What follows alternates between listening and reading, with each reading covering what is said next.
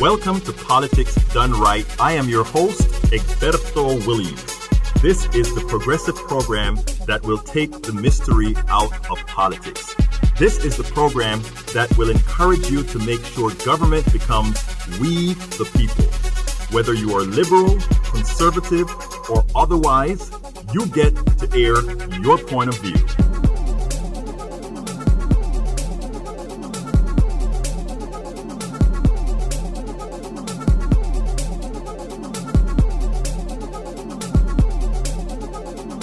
Remember, you can also send me a tweet to EGBERTOWILLIES.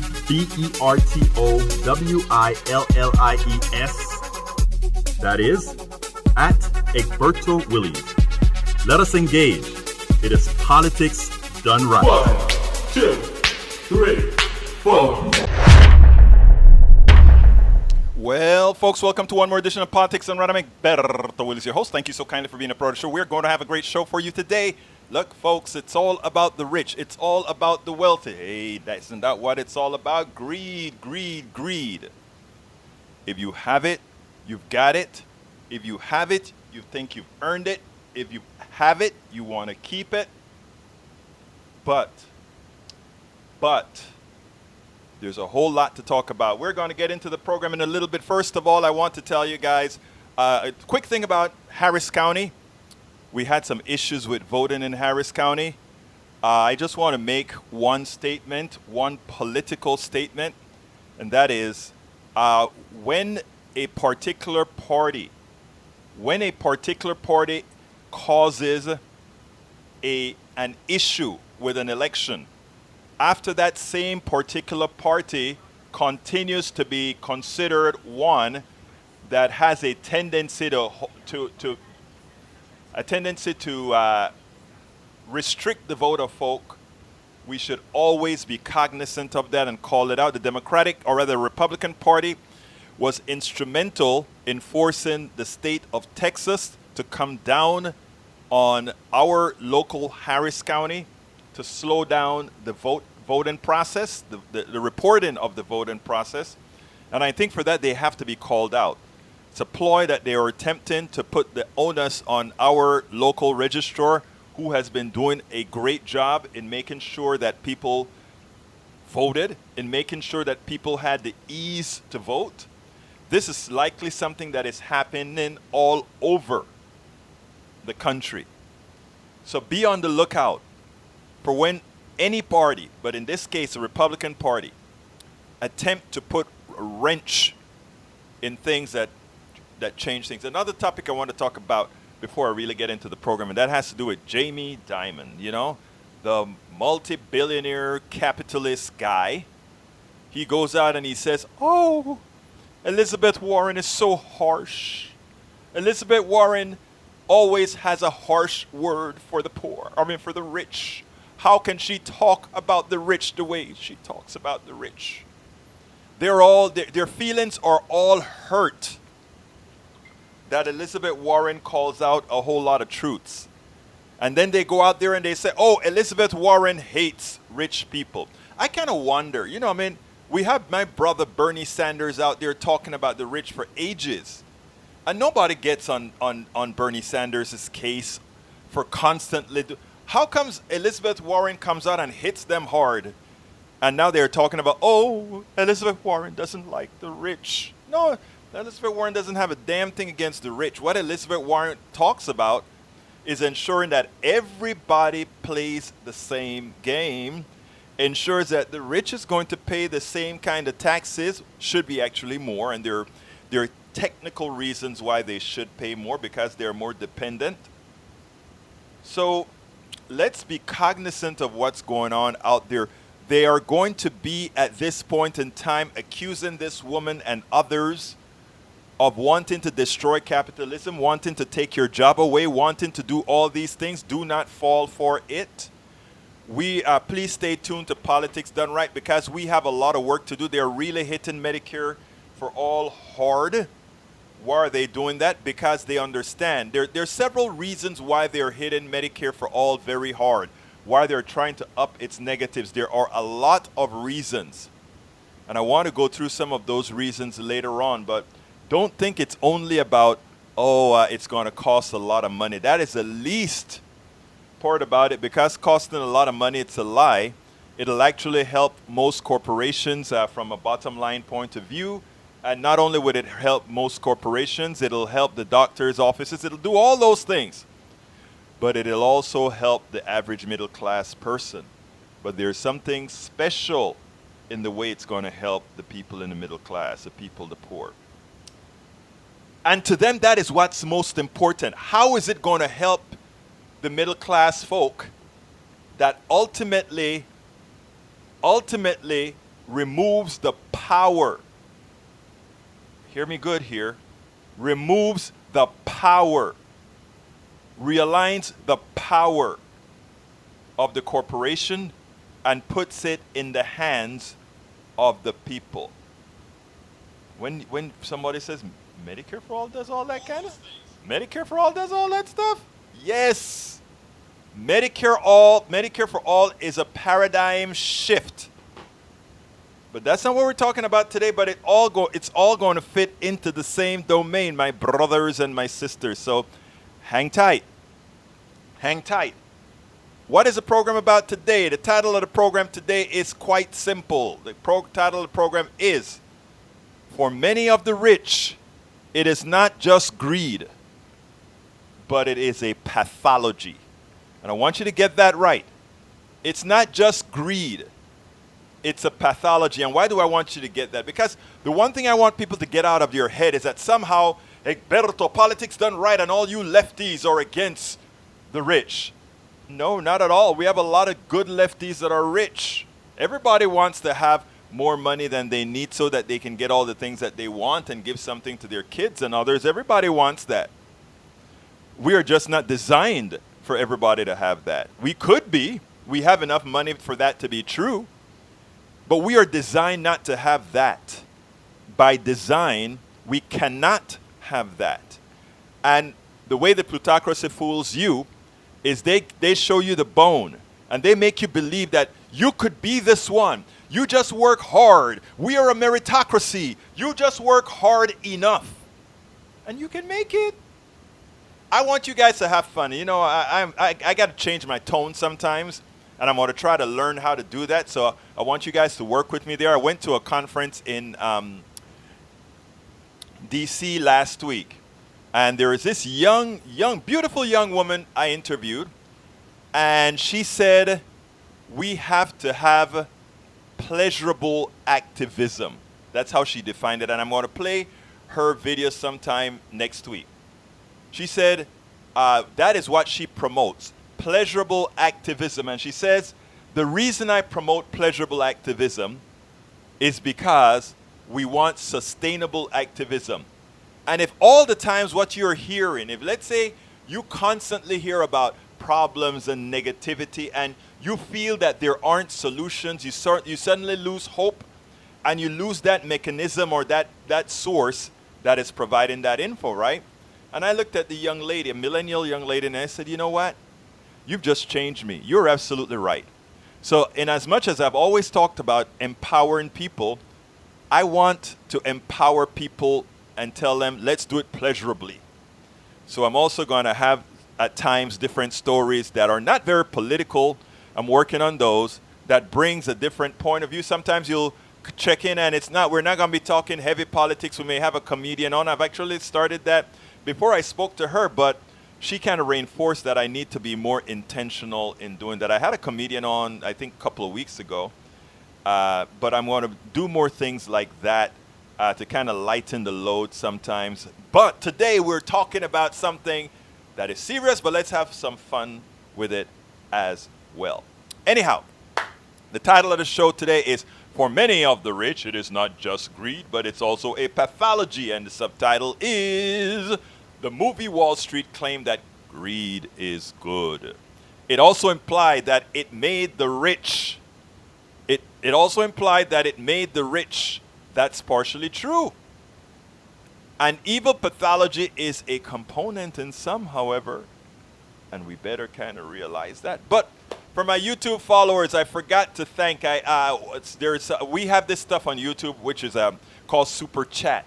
And with Super Chat, you can say, I kind of like what he's saying. Super Chat you, and they throw a few bucks your way. Thank you for Edubu yesterday threw out a big Super Chat for me yesterday. I appreciate that. I don't see you online right now, but I appreciate that Super Chat that you gave me yesterday. It's supporting Politics Done Right. That goes right into our computer fund for improving on our computer system, brother. So I appreciate that. Anyhow, going back to the show proper. To be clear, all the rich are not bad, greedy, or pathologically deficient. We are all aware that a large percentage, however, are. It is that large percentage of the rich who are using laws they supported, like Citizens United and McCutcheon, to purchase politicians that directly support their pathology. The hoarding of wealth one can never ultimately use at the detriment of society at large is not only wrong, you know what else it is? It is immoral and evil. Because if you are accumulating wealth knowing that based on your accumulation model, it is hurting many others, that's all you can say. And it's just like what I've been saying with Medicare for All. I'm going to have a statement on Medicare for All that I want us to kind of take on pretty soon.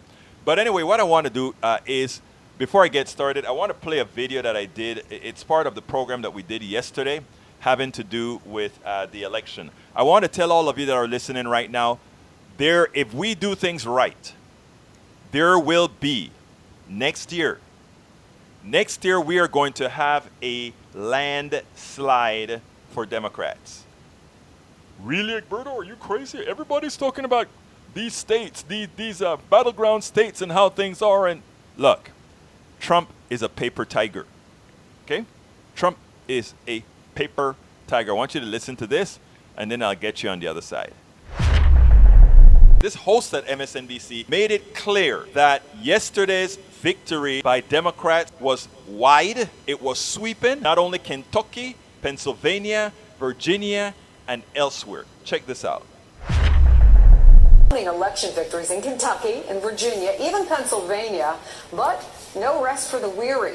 Strategists are doing deep dives on the suburban vote, on turnout, and the messaging they hope will help them replicate the winning formula for 2020. Let's start in Kentucky, where after a bitterly contested race for governor, Democrat Andy Beshear emerged the winner. The key to his victory came not just in Kentucky's cities and suburbs, but in the biggest shocker in southeastern Kentucky, coal country. The outcome, a bit of an embarrassment for President Trump, who held a rally for incumbent Matt Bevin less than 12 hours before voters went to the polls. Trump won the state in 2016 by a whopping 30 points, but his message this time, radical Democrats are going totally insane, didn't save Bevin, though the governor has yet to concede. In Virginia, a sweeping victory that cements the longtime red state as blue.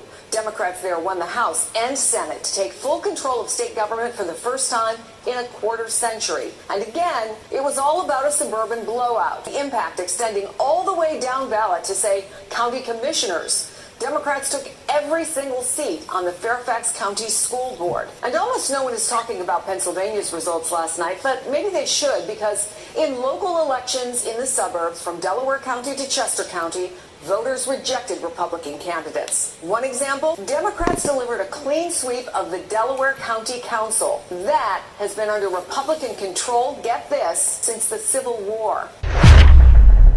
Democrats won all over. It was a blowout. It was a rout. All the positions that mattered went to Democrat or somebody else. And this is important. And let me tell you why. Because there are narratives that are going out there that some believe that Donald Trump was so much more powerful than he is. Donald Trump is a paper tiger. That Donald Trump can save the Republican Party from the rout in 2020 is the biggest fallacy, the biggest smoke and mirrors. 2020 will be a blowout for Democrats. And I'm saying that, however, with a caveat. The caveat is we cannot allow us to recede into a timidity, into a status quo, into a false belief that somehow this was a centrist win. Every single Democrat that came back home, every single independent that voted Democratic, every single Republican that voted Democratic know that this is a party that is moving towards more humane policy. Every single person who voted for Democrat, because it is all over the system that this is what is occurring. So we cannot fall for the fallacy into believing that somehow this is centrist. A lot of folks want to say the new governor-elect Bashir did not go ahead and campaign on a progressive mantra. He didn't have to. In fact, he didn't need to. All he needed to do was win. People don't need to be told, we are going on some progressive expedition. You know why? Labels. People have been made to hate certain labels, but they love certain values. They love certain policies. So you need not say, deep inside, you know who cares for you. You know who is going to provide you those services that you need. You know those who want to give you a better chance. So what we're trying to say, folks, is every person who voted in every election for a Democrat knew that they were voting, hopefully. They were hoping that they were voting for change that was material to their condition.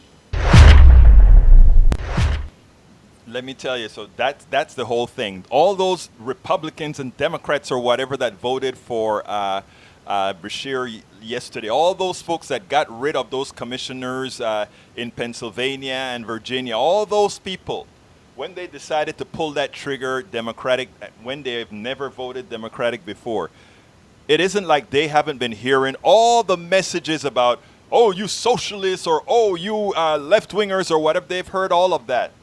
And what they've decided is, you know what? These other people that have been trying to label and frame those folks on the left side, they're full of it, and they are starting to realize it's a scare tactic. And as the year goes on, it's not going to be a backslide into where we have been. It's going to be a front slide into where we want to go. But it will only happen if we as Democrats, we as progressives, don't cower. We don't have the fear, the vote of fear, Biden or Buttigieg. We don't have the fear of good health care, ACA versus Medicare for all. We simply start to say we are going bold and we are going to do the things that are necessary to put Americans where they really want to be, and realize and teach, preach to our people. When I say our people, I mean all Americans, Democrats, Republicans, agnostics, everybody. That don't be fooled by the rhetoric coming from the plutocracy, which consists of both Republicans and Democrats alike. Don't be fooled by that. Let's go ahead and make sure and keep everybody informed as to how this is going to be done. We have, what I love about Elizabeth Warren is one great explainer. She knows how to do it very well. And my hunch is that if she gets the airtime, that half the airtime that Donald Trump got when he was the candidate, and if she becomes the candidate, I think she's going to be so effective on TV with the way she's explained and the way she fights back. I think she will be so effective that she's going to scare the bejesus not only out of Donald Trump, but all of his funders, all the funders of the plutocracy, all the funders of both establishments. They're going to have to start doing special things. Anyhow, folks, yesterday I also did this video, and I want to play this video because I had a very special response to this video from a follower of the program on YouTube. And I want to play it, and then I want to tell you what happened after that. So let me play that first, and then we're going to go back to what occurred on YouTube today. Every person who voted in every election for a Democrat knew that they were voting, hopefully, they were hoping that they were voting for change that was material to their condition, their living. I want to play next a piece by the former governor of Ohio. This former governor of Ohio wants to warn Republicans, but the next thing that he did was a false warning to Democrats. Big lesson for Republicans. It looks as though the midterm results, which showed the suburbs and even the areas even beyond the suburbs beginning to move away from Republicans because of the rhetoric, the negativity, the division, and all that.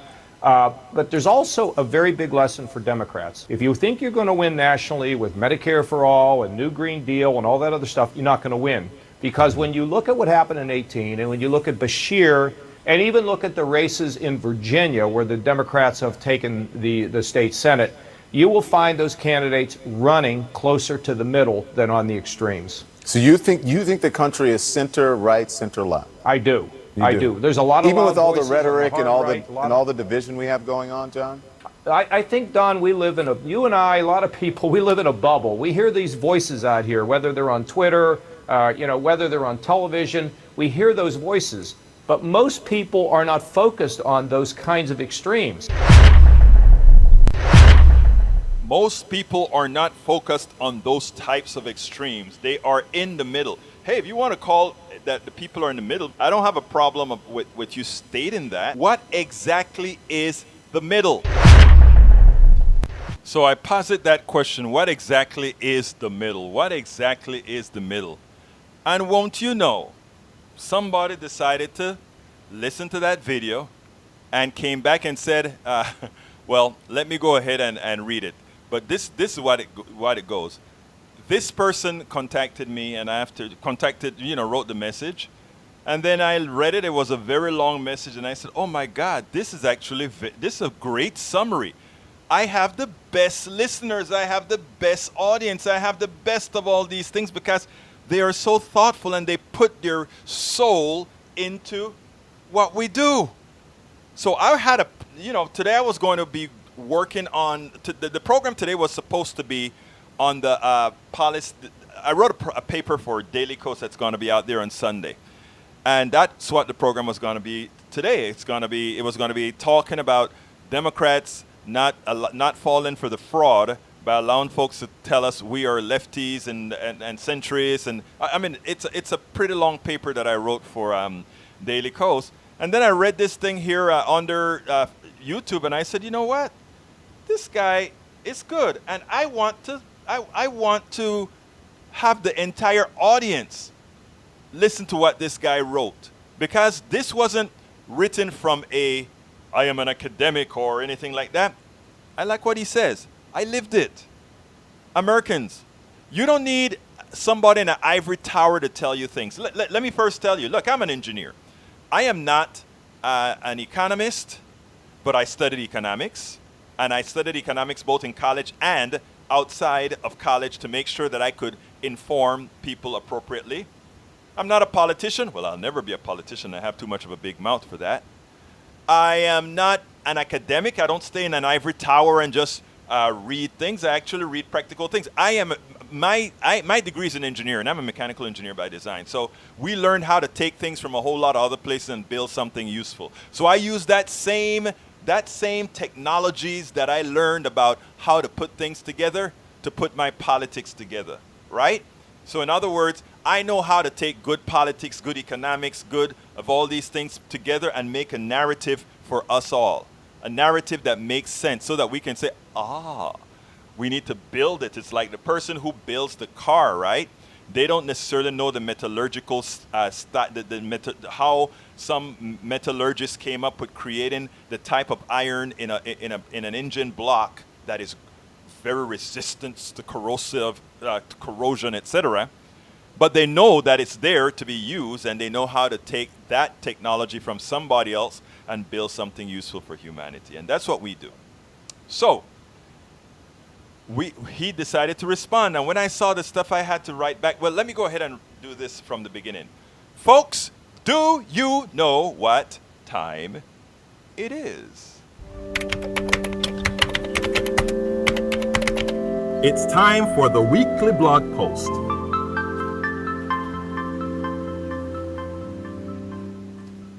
Okay. The title of the blog post is PDR Listener Hits the Evil Pathology of Many of the Rich Real Hard and Effectively. Okay, PDR stands for Politics Done Right, for those of you who are not familiar, those of you who are on just, recently. Anyway, Politics Done Right, PDR, posts several videos every day, both from the program or from several shorts we do frequently on many issues. These days, videos seem to be better storytellers. And what I've started to realize is if I include more videos in our blogs, it gets more responses because there are some people who will ignore the video and just read the stuff, but some people who ignore the stuff that's written and just go to the video. So what we do is we get a double bang for each blog post, right? Because you have me here talking or showing something, and also you have words. And some people want both, some people want one, some people want the other, so we do them both. Anyhow, these days, videos seem to be better storytellers. A lot of the younger folks love to just do videos. Yesterday, I uploaded a video titled, Governor Kasich Gives Bad Advice. That's the one I just showed you. Big Democratic win means tack center. That's what he says. He said, if you want a big Democratic win, you got to tack to the center. And he tries to use the election that just passed as being something that somehow they tack to the center. It's not true. It's not true. The Delta really didn't come from some centrists. The Delta really came from the activists that are out there. You take a look at what Swing Left is doing. You take a look at what Move On is doing. You take a look at what Indivisible is doing. You take a look at what all these organizations, the fire is on the left side. The fire is where the activity is. And that is what we're seeing reflected. The thing about a lot of folks on the left is they don't run, right? They just look for the candidate that best represents what that particular theology, but ideology is, the ideology of good towards people. So, my YouTube follower, Just Me, that's his call name, Just Me, did not disappoint. He first apologized for the very long response and then went to the pathology of many of the rich by telling a story. I wrote back and asked for permission to make it the blog of the week today, and he accepted. I have always said that PDR is responsive to its audience. I mean, you can always reach me. You can always reach, I mean, there's not a problem. info@politicsdoneright.com. Egberto Willies on Twitter. Egberto Willies on YouTube. Well, actually, it's Egberto Willies just about everywhere. You can reach me. And that's what we think is different from it. That is how independent media we think is different than all the other, the old style media form. We want a more interactive media so that we know we're not just talking to the weeds. Anyhow, the article about the rich by Just Me. Okay? But anyhow, before I go there, I have to say it is your show. And that's what I told Just Me. I said, it is your show, Just Me. He changed the topic of what we were going to talk about today by dropping me that comment, that very long comment. He changed the topic. The topic was going to be the Daily Coast topic. Today it's going to be what he wanted to talk about. And what I want to tell all of you that are listening to me, you can drop me a line and drop me a comment either on one of my blogs, at the show, on YouTube, anywhere. Just talk to me, and there are many times that you're going to become the program, because this show, that's what we want to do, and that's how we get the intercommunication that ultimately grows exponentially, geometrically, and ultimately wins us all the policies we want. All of this starts one at a time, and we move on. Anyhow, the article, this is what he wrote. And I love you. I really love you, Just Me. You kind of made my day, because I love the way you expressed yourself. These are things I know.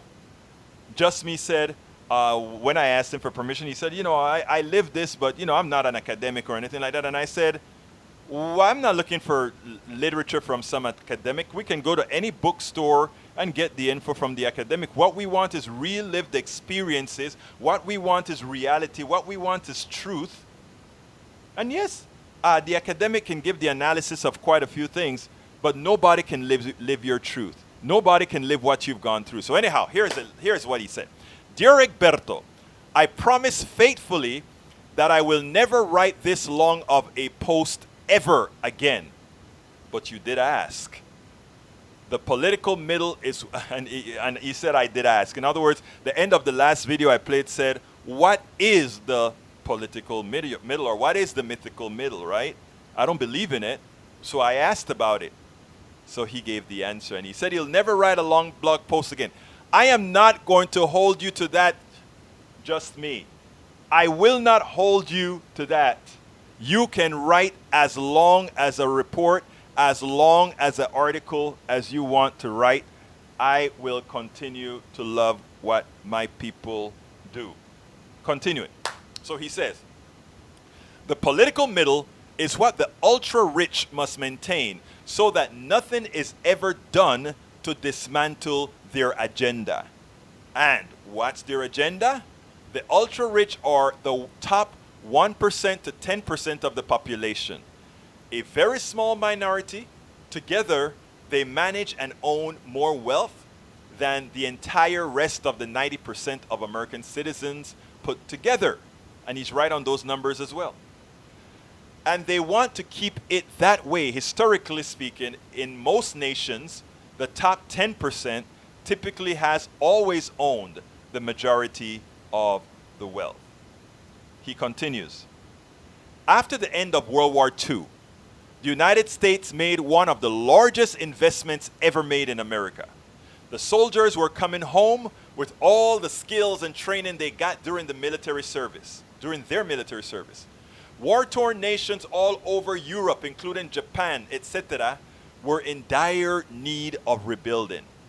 The manufacturing giant that America became between World War I and World War II grew into a behemoth during the 1950s and 1960s.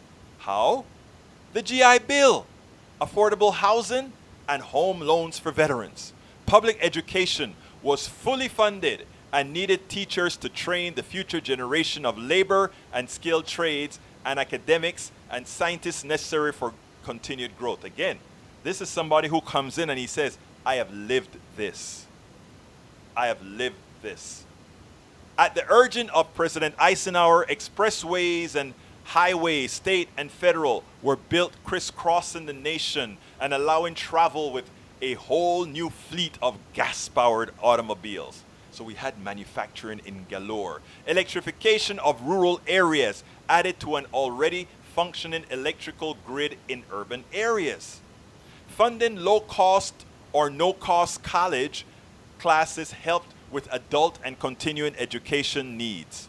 Women in the workplace became a new and different market for American corporations. Don't forget that Social Security was established in 1935 and was beginning to lift elderly Americans from poverty too. The era during the 1960s and 1970s became an anomaly that created the smallest number difference, even between, he really meant dollar difference, even ever between the richest and the poorest in America since the Great Depression and the middle class was born.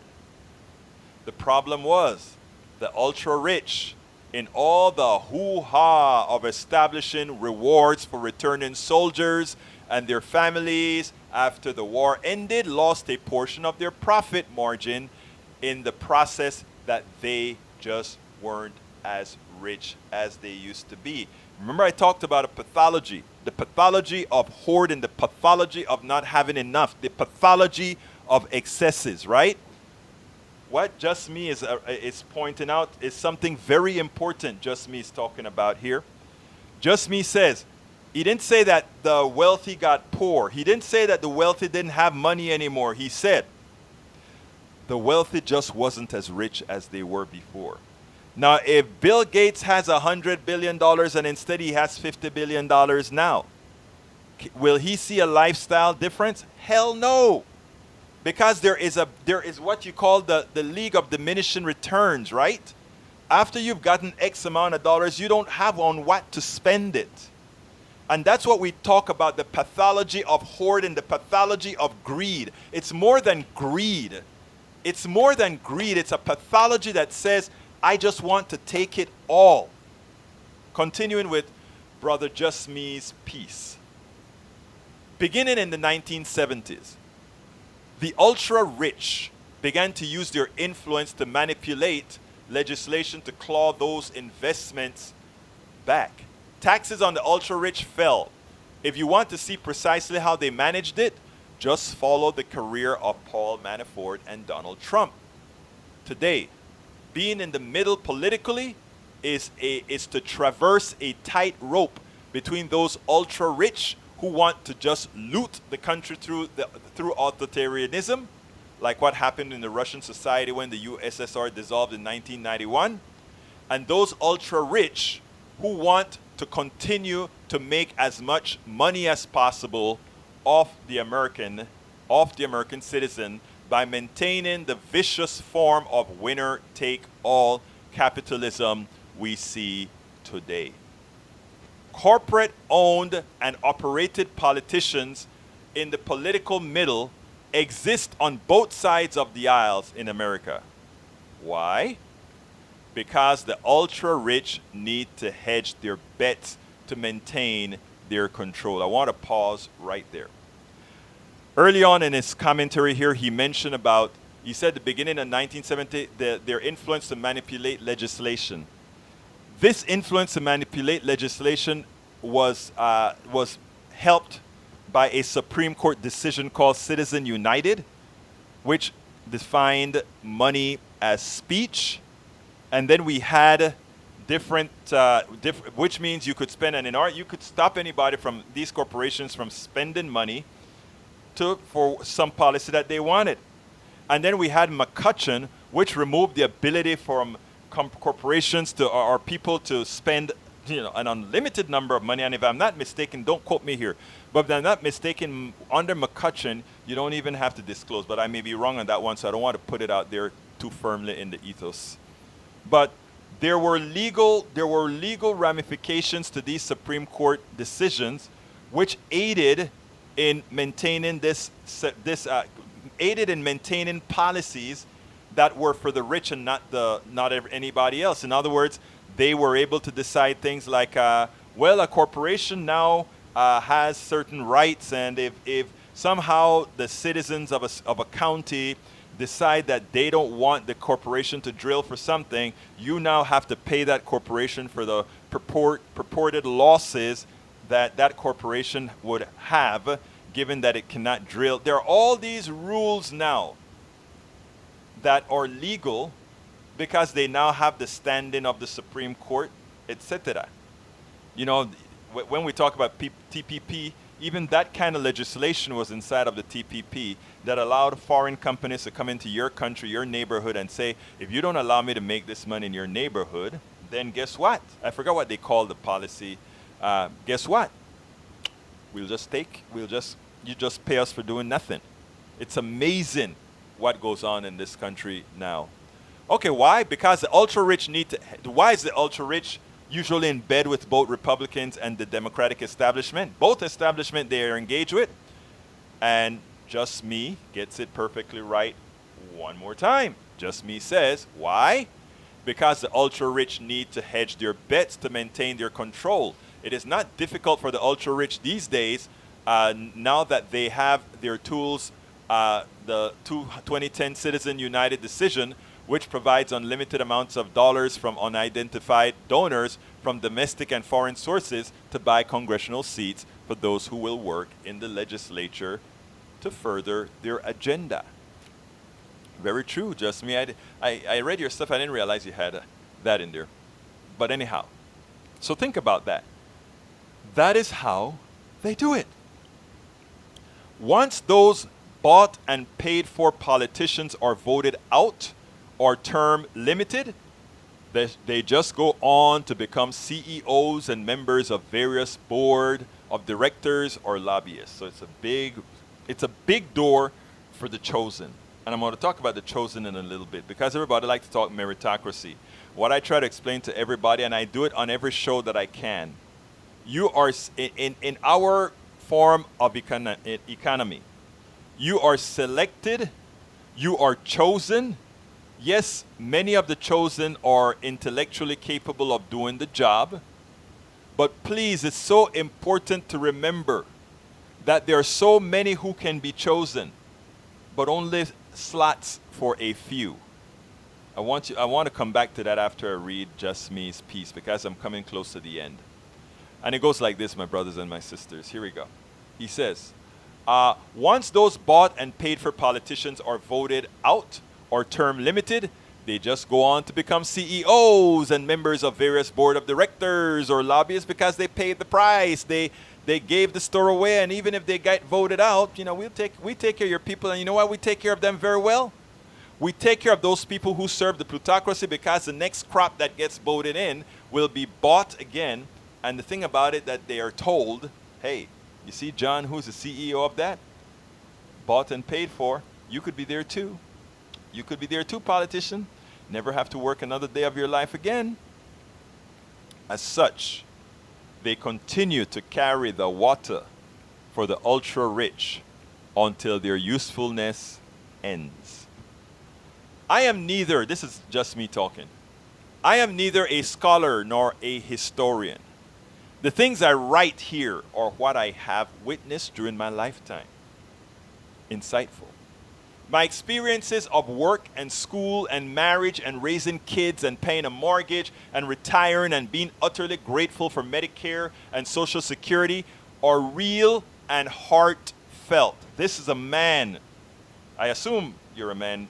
If you're not, correct me.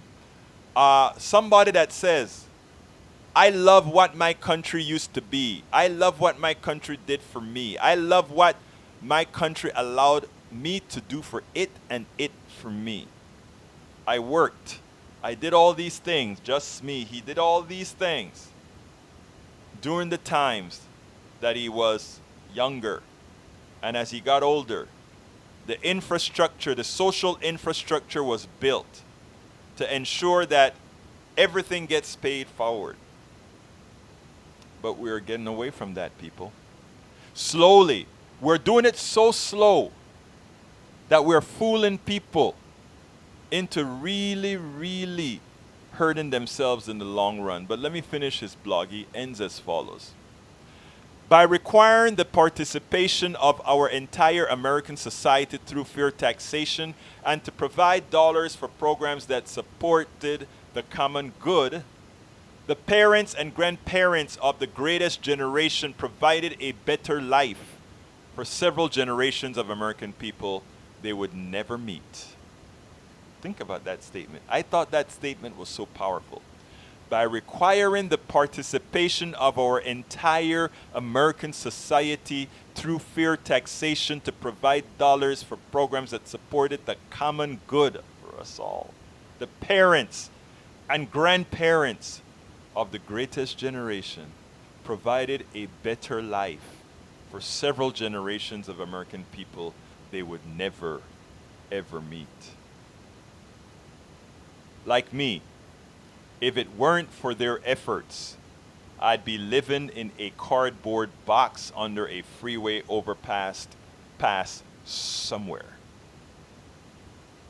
A socially responsible capitalism is every bit as possible as a democratic republic.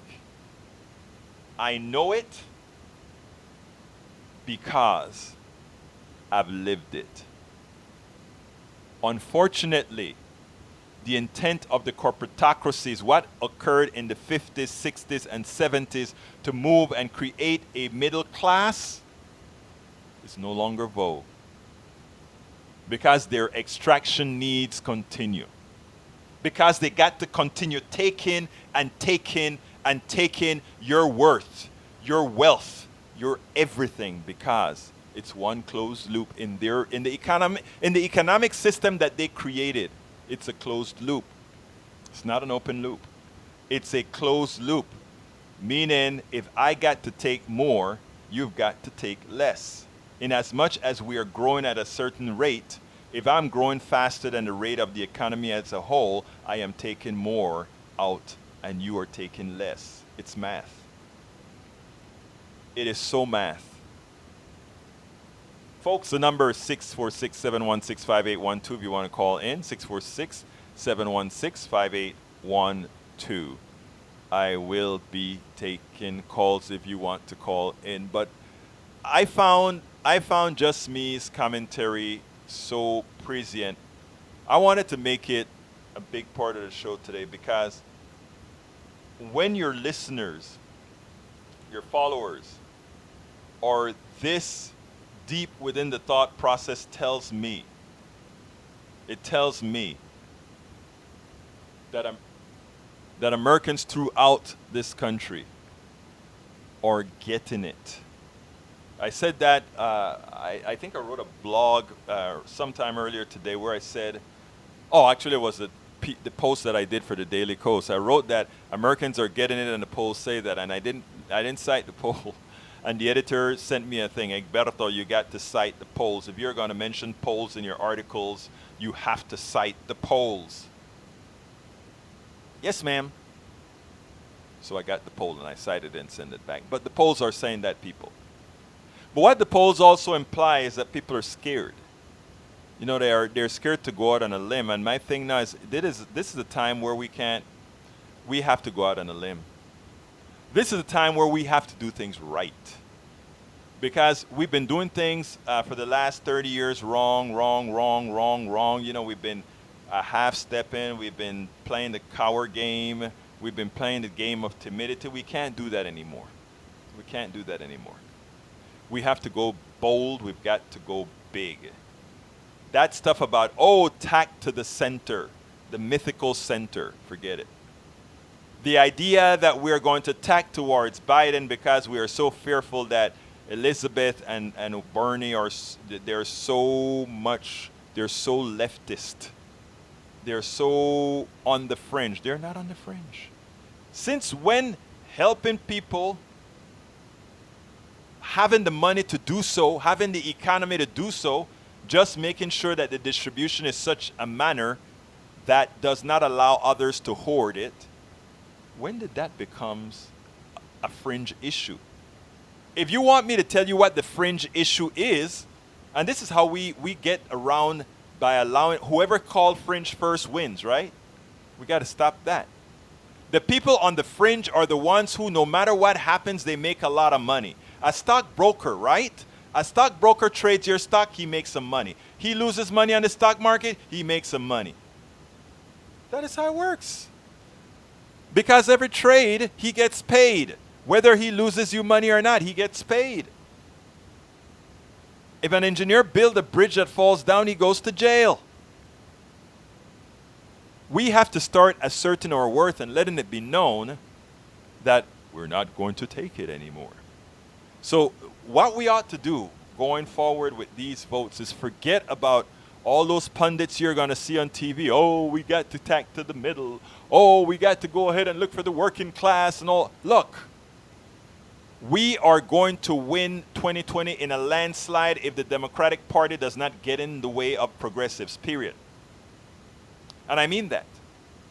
If the Democratic Party does not get in the way of progressives, we will win. And we won't only win, we'll win big. And why will we win big? Because we are talking to the needs of the people. And not only are we talking to the needs of the people, we're telling them the truth about the money, the funds, everything is there to support us all. And we have to get that belief going into the cráneos de la gente que, the people that we are fighting for, the people that we're doing things for. We have to make sure it cauterizes in their heads. And when that occurs, then we know we would have done what we needed to have done. I think that's grammatically correct. I think it is. So folks, 646-716-5812 is the number. I don't have any more videos to show because I have quite a few that I did in DC, some of them that I'm going to make a part of the show because it fits perfectly in line with what we're doing here. But I'll do that the next time. 646-716-5812. Sometimes I get the numbers mixed up because at KPFT it's another number.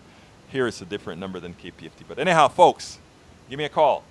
646-716-5812. I can continue my monologue, but it's always better with you. Anyhow, continuing the program, I want to tell you there's an article at, what's the name of the place? Common Dreams. I want to talk a little bit about that article. Oh, it looks like we got a call. Okay, caller, I'm coming to you right now, caller. I am coming to you. Let me go ahead. I think I got to change something here to come to you. So bear with me 1 second. as I change a preference here so that I think I need to do this so I can hear you. So let's go ahead, and I think that is the way to do it. Okay, let's see if it works now. All right, caller, you're on. Caller? It's gone. I've been having some issues with that phone.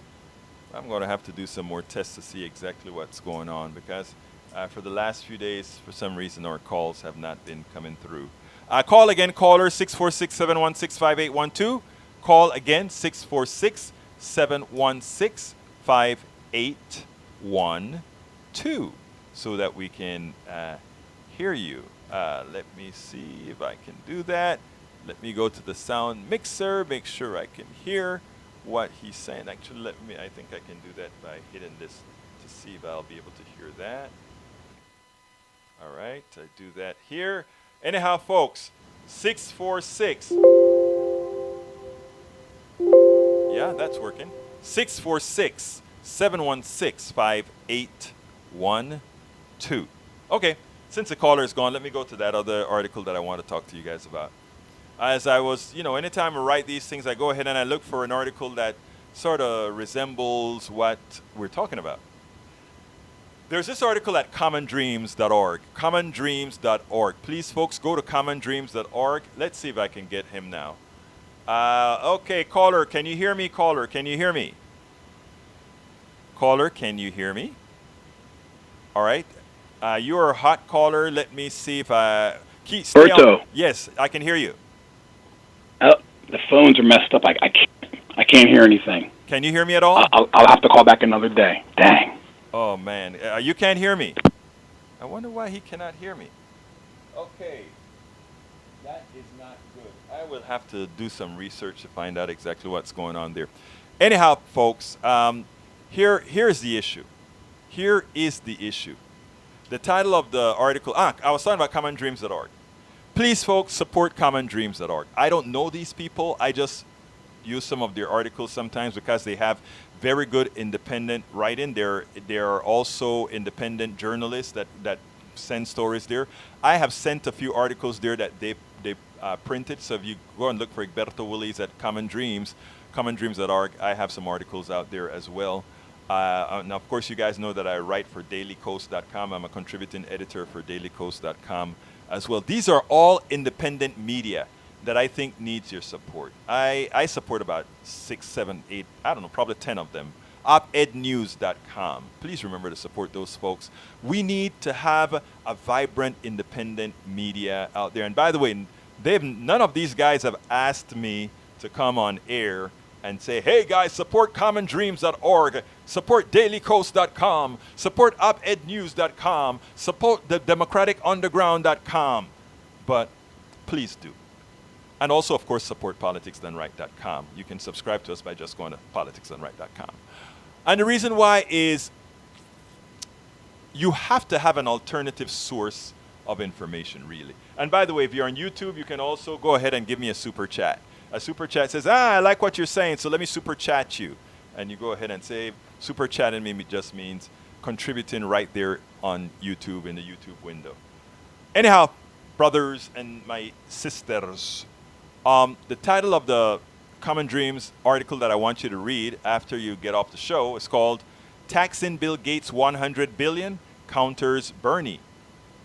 Could end homelessness and Microsoft founder would still be a multi-billionaire. And the article starts out and says, billionaire Microsoft co-founder Bill Gates on Wednesday told the crowd of a New York Times sponsored conference that a proposed wealth tax from Senator Elizabeth Warren, a frontrunner for the 2020 Democratic presidential nomination, could take so much money from his vast fortune that he wouldn't know how much was left. I can't believe Bill Gates went on to national TV and lied. The woman said a 6% surtax after X amount of dollars, after $1 billion or something like that. And he goes ahead and lies and say he doesn't know how much of his wealth it'll take. She writes back and says it's going to be very little when you compare to it. But anyhow, when you say I should pay $100 billion, then I'm starting to do a little math. about what I have left over, Bill Gates says, who prefaces remarks by saying he was willing to pay $20 billion in taxes. He's actually paid $10 billion in taxes, but he's willing to pay $20 billion. I don't even think that's what Elizabeth Warren was asking for, but he says he's willing to pay that, right? Anyhow, as Bernie Sanders, who is also running for the Democratic nomination for the presidency in 2020, pointed out on Twitter, Gates' fortune is vaguely or roughly $106.8 billion after the hypothetical tax hit. He would be left with $6.8 billion. Say Bill Gates was actually taxed $100 billion, said Sanders, we could end homelessness and provide safe drinking water to everyone in this country. Bill would still be a multi-billionaire. We could help the homeless. We could help a whole lot of things. He'll still be a multi-billionaire. Now, a lot of people on the left got on Warren's case because they said she was too nice in her response to Bill Gates. Because her response to Bill Gates was, what did she say? Gates replied to the senators. I want to go to her response. She said, no, that was not what she said. Elizabeth Warren, frontrunner. What she said was, Warren, by contrast, rushed to reassure Gates on Twitter that he wouldn't be on the hook for $100 billion and invited the Microsoft founder to meet for a chat where the Massachusetts senator would explain exactly how much you'd pay under my wealth tax. The left got pissed at her for being too nice to Bill Gates. Sometimes I wonder about us. No, she was not being, she was just doing the civil thing. There's nothing wrong with being civil, people. Come on, progressives. I think I liked her answer. Bernie's answer was, hey, if I took your $100 billion, you'll still have $6 billion. You still couldn't spend it all. She was more diplomatic, you know? And I am in that regards, I'm with her way of responding that, look, Bill Gates has $100 and something billion. But Bill Gates did nothing illegal to do that. So we cannot play high and mighty with Bill Gates and say, oh, he didn't do anything wrong. He played the game. What we are saying is that the game is rigged. And we need to fix that. And in the process of fixing it, we have to do it in a manner that is successful. I'm an engineer. I know gradients create very bad things happening. Gradients mean if you make certain kinds of changes, you want to do like that. You want to have a shock in certain systems. In the way you cure certain diseases, you need to have a shock. In the way you build certain things, you have to blow up some land, to build a canal, you need certain kinds of shocks, right?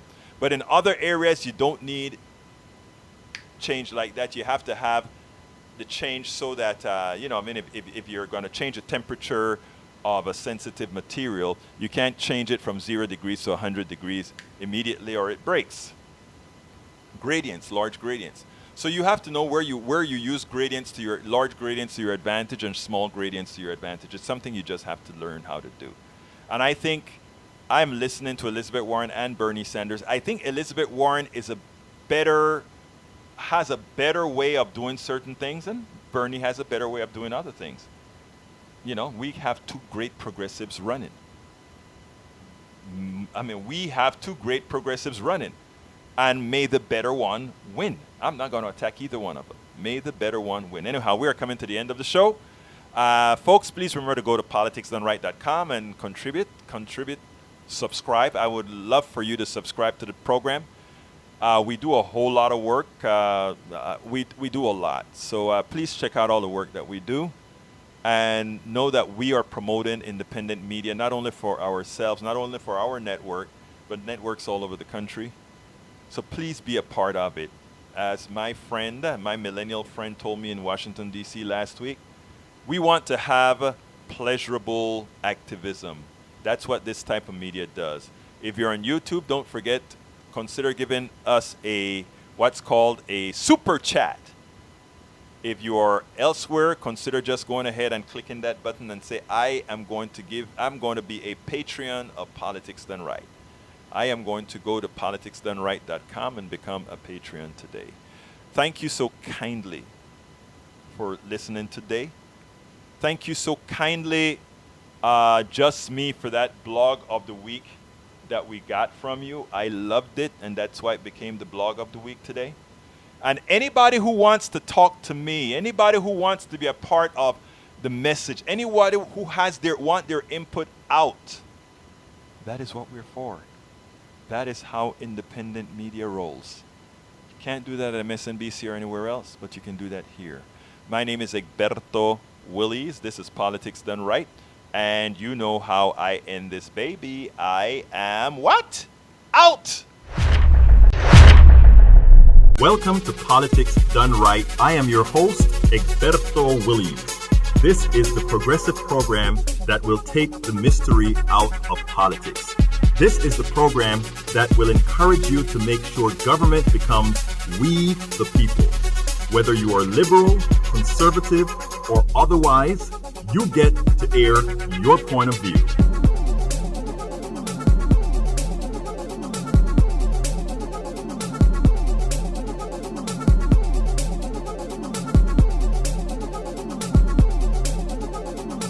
Remember, you can also send me a tweet to EGBERTOWILLIES.